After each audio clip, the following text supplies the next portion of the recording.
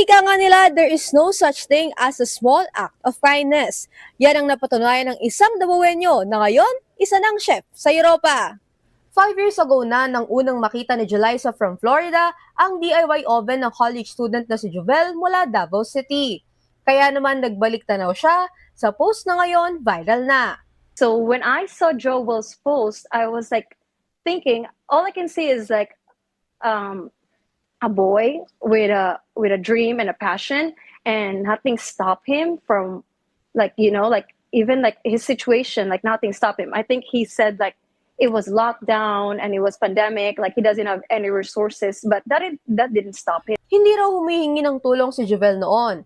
Proud lang siya sa oven na nagawa mula sa lata ng biskwit. Sa sobrang pagkaantig naman ni Jeliza, bumili siya ng aktual na oven at baking supplies at pinabiyahe ng 3 oras ang kanyang pamilya sa Pilipinas para personal na ipaabot ang mga ito kay Jovel bilang regalo.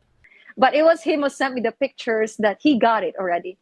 And he was like so grateful. And I think I just woke up when I found out the message that they already meet and everything, that he was so grateful and everything. And my sister was like telling me too, like, oh, he's such a nice kid. March 5, 2026, eksaktong 5 taon na ang nakalipas. Muling nag-message si Jovel kay Jeliza na nagpapasalamat. Kung bakit, ang tinulungan niya 8 buwan ng chef sa isang hotel sa Germany. I was trying to sink in like what happened. And I have to stalk him. And when I was watching his video and looking at his pictures of all the things he achieved during the 5 years, I was crying because I was so proud. Sabi naman ni Jovel, walang kakayanan noon na bumili ng oven ang kanyang pamilya. Kaya nga naisipan niyang mag-imbento na lang.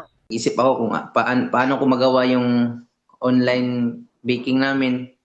Then,